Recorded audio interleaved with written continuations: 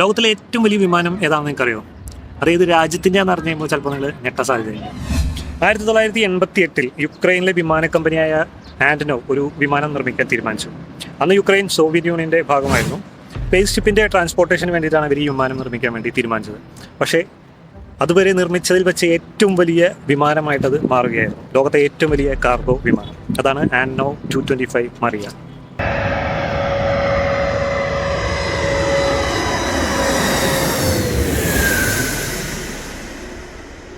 ഈ വിമാനത്തിൻ്റെ ഏറ്റവും വലിയ പ്രത്യേകത എന്ന് പറയുന്നത് അതിൻ്റെ വലിപ്പം തന്നെയാണ്. പക്ഷേ വലിപ്പം മാത്രമല്ല, 14 ലക്ഷം കിലോഗ്രാം ഭാരം വഹിക്കാനുള്ള ശേഷി ഈ വിമാനത്തിനുണ്ടായിരുന്നു.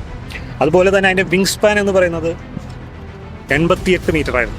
വലിയ വലിയ പ്രൊജക്റ്റുകളുടെ ഭാഗമായിട്ട് ഓവർസൈസ് കാർഗോയും വഹിച്ചുകൊണ്ട് ഈ വിമാനം ലോകത്തിൻ്റെ പല രാജ്യങ്ങളിലും പറന്നിറങ്ങിയിട്ടുണ്ട്.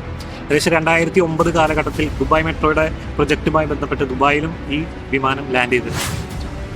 അങ്ങനെ ലോകത്തിന് തന്നെ അഭിമാനമായി മാറിയ ഈ ആൻഡനോവ് 225ൻ്റെ ഇപ്പോഴത്തെ അവസ്ഥ വളരെ ശോകമാണ്.